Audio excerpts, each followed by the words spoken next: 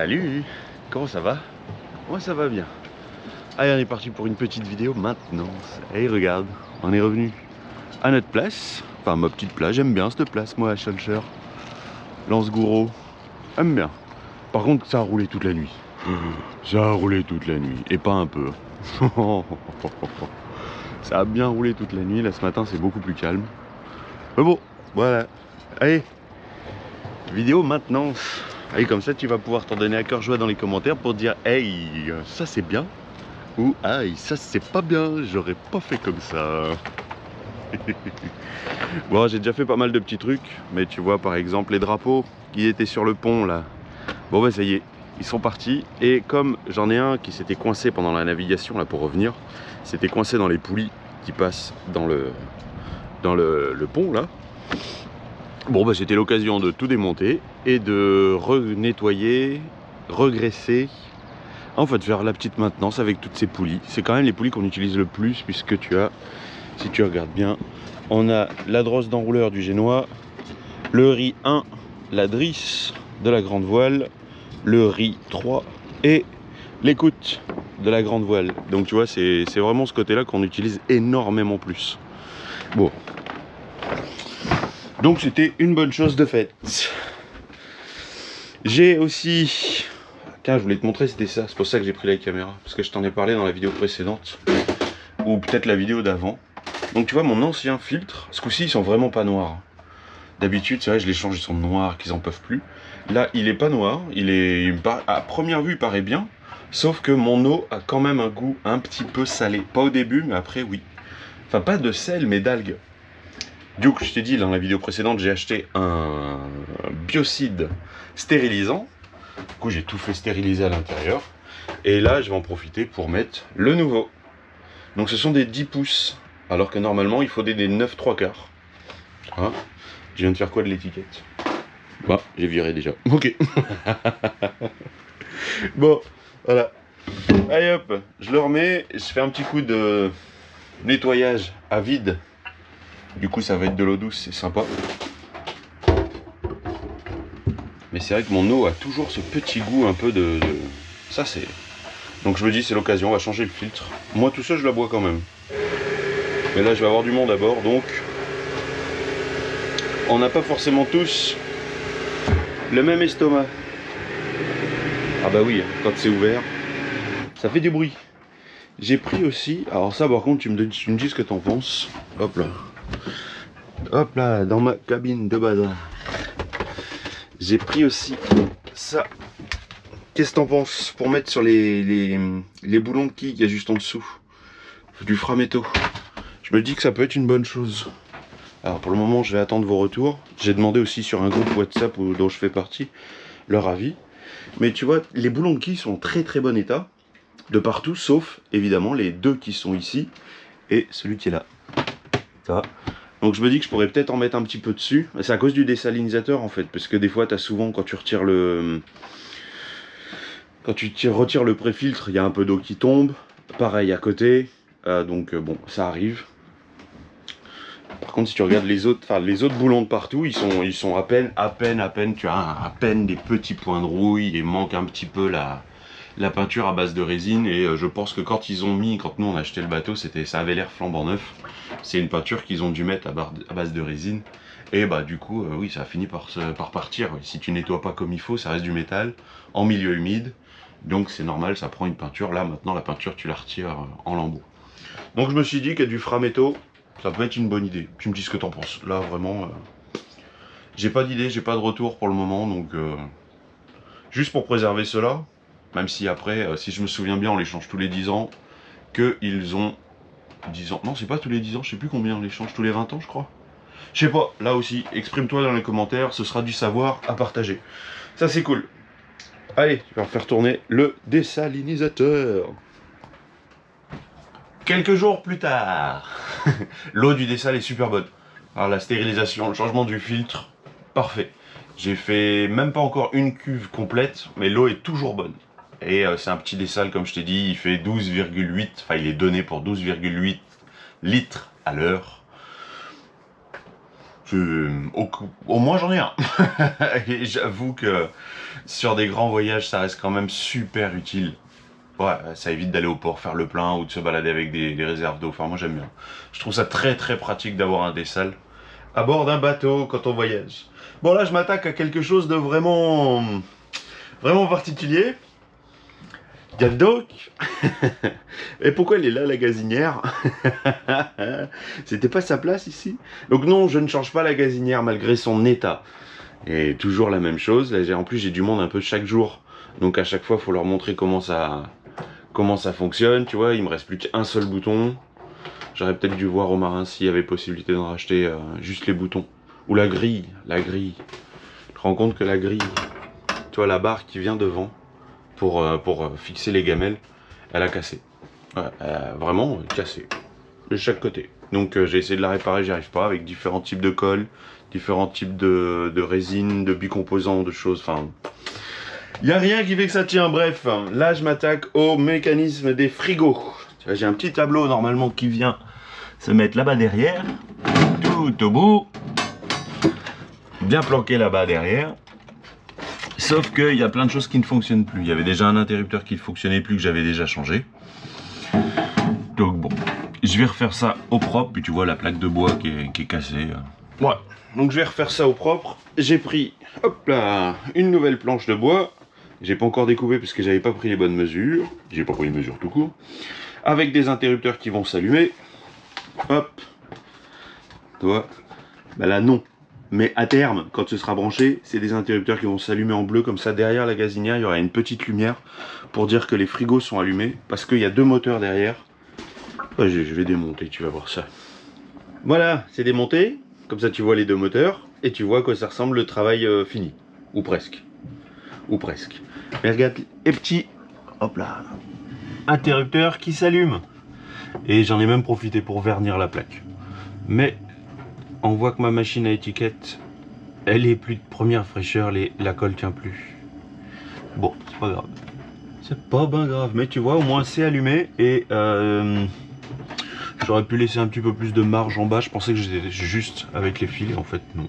Donc chaque fil, le répartiteur, les interrupteurs. Je suis assez fier de mon travail, j'aime bien quand c'est propre et rangé comme ça. Tu vois, c'est réparti, tout ça, tout va très bien. Bah très bien, sauf que celui-ci, le moteur, j'arrive pas à le faire fonctionner. Tu vois, celui du congélateur, j'arrive pas à le faire fonctionner. Donc soit je me suis planté sur les branchements de machin bleu là, qui sert d'interrupteur et de thermostat. Soit je sais pas ce qu'il a, mais je regardais sur internet, et pourtant c'est vraiment des choses hyper faciles, hyper à entretenir, des moteurs vraiment fiables. J'ai discuté avec quelqu'un qui est frigoriste, il me dit ça peut pas être un manque de gaz. Sinon il a dit qu'il pouvait venir, hein, évidemment il faut le rémunérer. Mais quand il a vu que c'était soudé, mes connexions étaient soudées. Hop là. Tu vois, chaque connexion est soudée. C'est fait au propre comme ça. Il m'a dit c'est très peu probable que ce soit le gaz, donc à voir avec la carte ou bah, mes branchements. Voilà, c'est ça. Je vais me poser dessus. Évidemment, on est quelques heures plus tard. Allez hop. Donc déjà, s'il y a quelque chose qui va pas, bah tant pis, ça va pas. Mais je vais déjà vérifier ça, mais avant je vais tout remonter. Donc c'est un peu la dernière chance. Bon voilà, c'est tout remonté. La gazinière, elle est à sa place. Est-ce qu'on voit à la caméra les loupiottes? Oui, un tout petit peu, c'est bien, c'est très bien. Oh, et les étiquettes qui sont en train de se barrer. Ce que j'aime bien, c'est qu'au moins, tu vois, il y a juste la place pour passer un bon bras. Bon, en tout cas, elles tiennent bien, les étiquettes, là où elles ont la colle à prise, en tout cas. Bon, alors, je sais pas trop comment on va faire, étant donné que d'habitude, en fait, c'est lui qui sert de frigo. Et du coup, dans celui d'à côté, on mettait les choses qui ont besoin d'être un peu moins fraîches. Tu sais, un peu comme les fruits, les légumes, que tu vas pas mettre dans un frigo à 3 degrés, qui est plutôt du 6-8. Donc c'était super pratique pour ça. Et je suis en train de me dire qu'on risque peut-être de faire l'inverse, parce que tu as vu, sur les 3 frigos, il y a celui qui est au bout là-bas.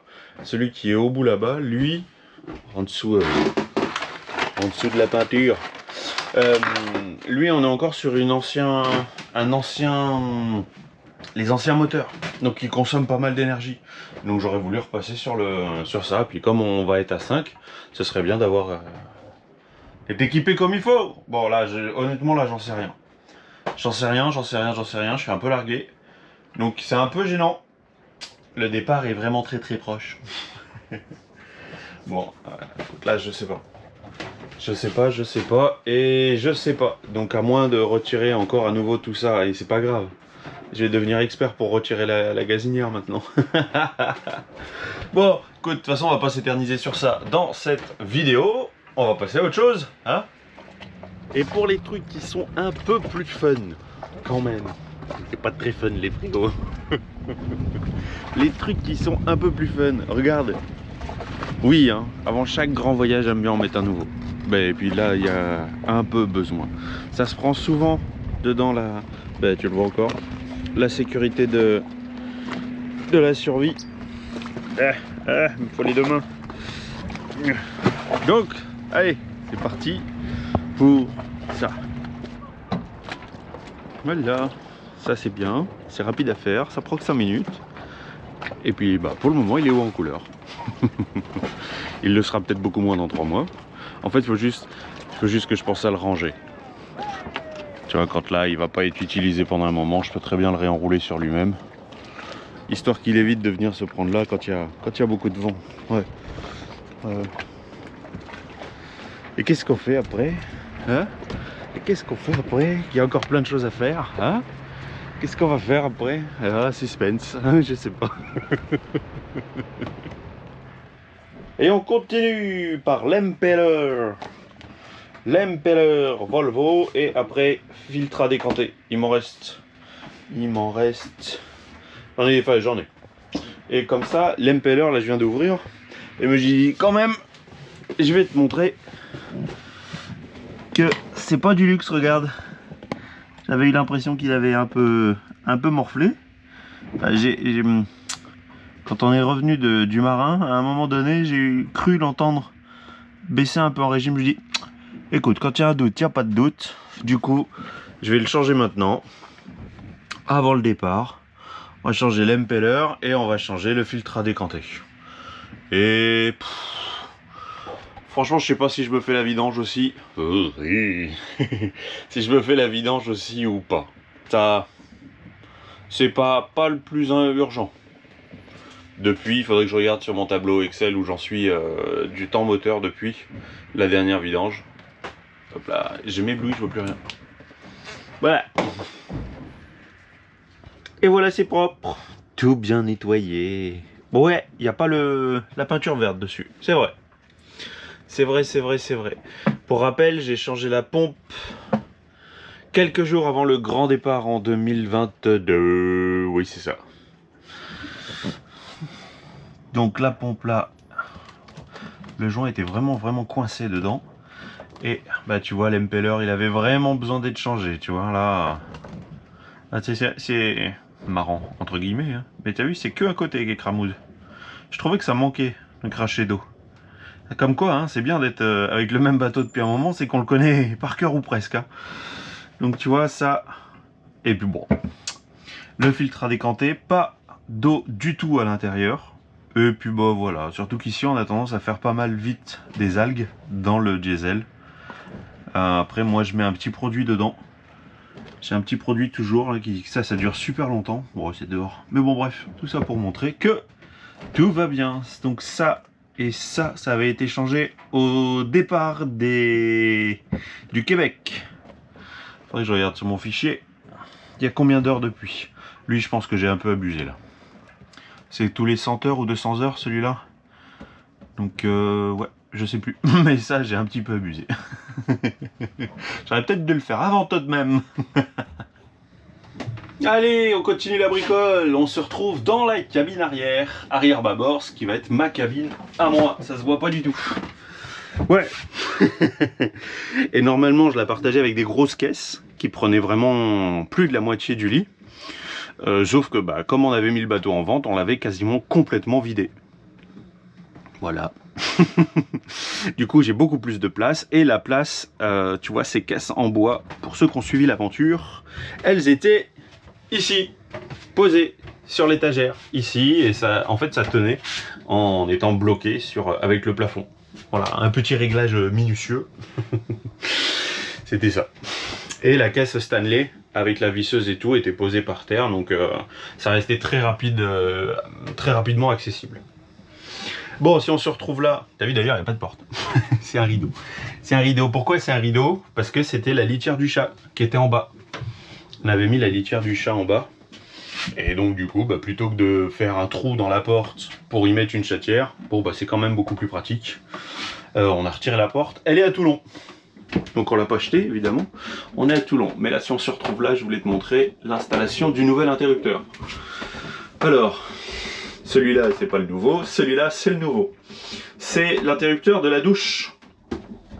À la base, ce sont des interrupteurs où tu restes appuyé dessus et quand tu relâches le doigt avec le ressort, ça éteint l'interrupteur. Donc ça, c'est super pour économiser les batteries.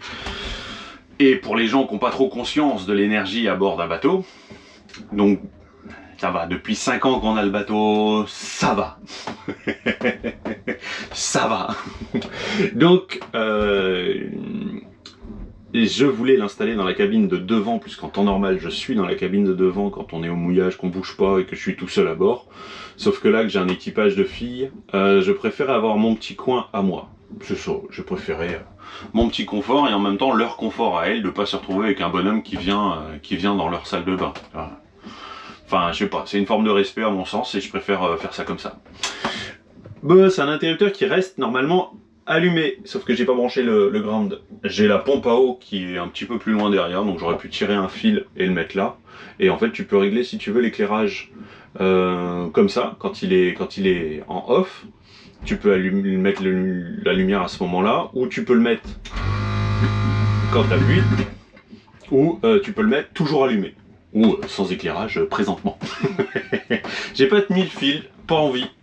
Parce qu'à la base, ces interrupteurs-là, il était prévu, comme je t'ai dit, pour la cabine avant, sauf que pour la cabine avant, il fallait vraiment du 25 mm, et même quand c'est écrit 25 mm dans la description, je me suis retrouvé avec du 22 et même du 19. Bon, le tout premier que j'avais commandé, le 22, au final, il a fini par atterrir ici, et du coup, il a fallu que je récupère celui-là. Parce que celui de la cabine avant, son problème, quand je l'ai démonté, tout le filetage qui fait le pincement à l'intérieur, et tu as un filetage avec une sorte de boulon que tu viens serrer et ça vient pincer dans le plastique. Ce filetage il était complètement mort, donc j'ai vraiment galéré pour le retirer. Donc c'était vraiment t'as décidé de le retirer, c'est définitif quoi. Sauf que l'interrupteur n'était pas bon. Voilà, je suis puni, donc j'ai dû récupérer celui-là, mettre l'autre là-bas, et maintenant que je veux de cette salle de bain là, il me faut un interrupteur. Voilà. C'est clair ou c'est pas très clair? En gros, cette salle de bain est à nouveau utilisable. Enfin, quand j'aurai retiré ça. Là, c'est vrai que les pompes de sécu, le bois, bof, voilà quoi. Je vais garder le bois. Je pense que je vais le garder. Ça peut être utile. Ça reste quand même du bois. Là, la toute première qu'il y a dessus, c'est ce qui va faire la table de dehors.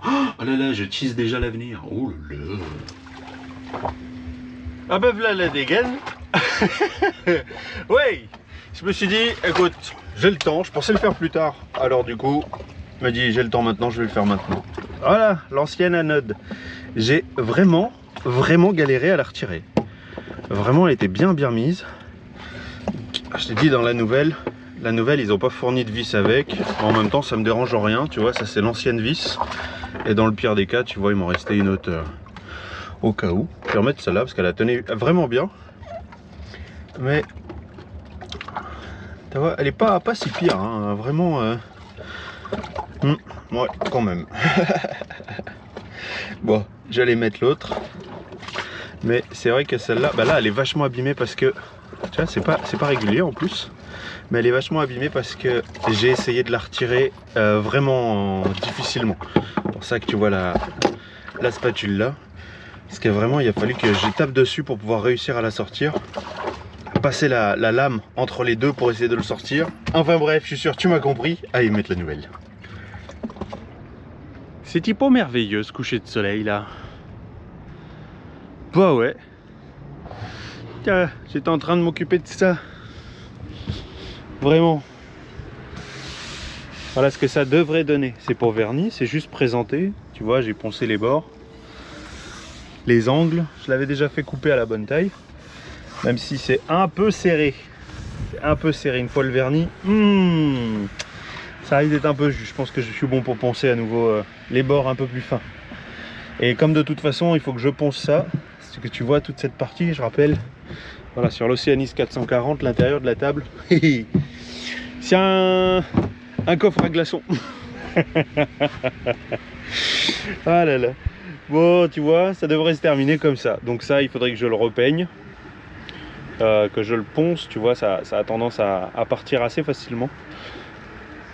Vraiment, je sais pas ce qui lui est arrivé à ça. Je pense qu'il a dû travailler avec le froid au Canada. Bon, enfin bref, voilà, je suis assez content. Ça termine, hein. Ah, une fois verni, ça va être beau. Ça va être vrai beau. Bon, ouais, je suis assez fier de moi. Ah, avec ces belles couleurs de coucher de soleil. Attends, on tourne dans quel sens? Bah ouais. Ça donne quoi?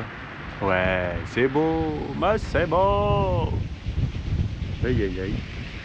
Qu'est-ce qu'on se régale la vie quand même sur un bateau aux Antilles. Entre les températures et tout ça. Et pourquoi qu'il rentre en France? Sans déconner. Ah ouais, ça peut faire des belles photos quand même. Et tu sais que lui, il va être mis en vente à 50 000 €. Parce que ce bateau a été complètement dépouillé. Je ne sais pas si je t'en avais déjà parlé. C'était la police qui l'avait emmené ici.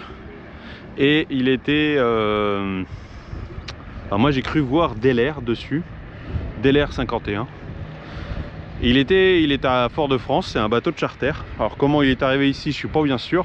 Et c'est une personne qui voulait vendre corail, qui voulait s'occuper de la vente de corail, qui est passé il n'y a pas longtemps pour me dire qu'il cherchait le bateau, qu'il a vu avec le propriétaire. Et du coup il lui a fait une vidéo pour lui montrer l'état du bateau, parce qu'apparemment l'intérieur du bateau a été complètement pillé. Complètement pillé de son temps à Fort-de-France. Alors moi ici j'ai vu que des pêcheurs passaient autour, hein. Après j'étais pas là non plus toute la journée, mais quand je vois l'état du bateau vu de l'extérieur, c'est vrai qu'il n'y a plus son génois. Oh, tu vois rien, contre-jour. Il n'y a plus son génois, la grande voile est sur enrouleur. Bon bah il est dégueulasse sur le côté à cause de la police. C'est vrai que de toute façon les bateaux de la police sont toujours en train de pourrir les bateaux dès qu'ils viennent, tu sais, les semi-rigides noirs, ils viennent toujours tout pourrir quand ils viennent s'accoster sur un bateau. Avec ces couleurs de coucher de soleil. Bon enfin bref. Ainsi s'achève cette vidéo. Travaux. Oh, travaux, préparatifs de corail, tranquillou, t'as vu, rien d'extraordinaire. De l'entretien courant, c'est tout. C'est vraiment des choses qu'il faut faire. Je suis assez satisfait quand même. Dans l'ensemble, il n'y en avait pas forcément. Bah si, quand même, quand t'as vu l'anode et l'impeller. Ouh, un peu quand même. Le dessal. Tout ça. Bref, c'est la fin de cette vidéo. C'est la fin de cette vidéo. Ah ouais, j'arrête pas de bouger parce que je le trouve super beau ce coucher de soleil. Oh bah tiens, sur les images du coucher de soleil, je te dis de prendre bien soin de toi. Pense à t'abonner si tu veux voir la suite de l'aventure. Et on se retrouve bientôt pour une prochaine vidéo. Allez, ciao. Capitaine sur le pont, fier et droit, le corel danse, oh il ne flanche pas. 13 spinning marins, des vagues avalées, des aventures gravées dans l'écume salée. Oh capitaine Yann, ton courage est royal, avec le corail, ton avis sans égal. Aux Antilles on s'arrête, un rhum à la main.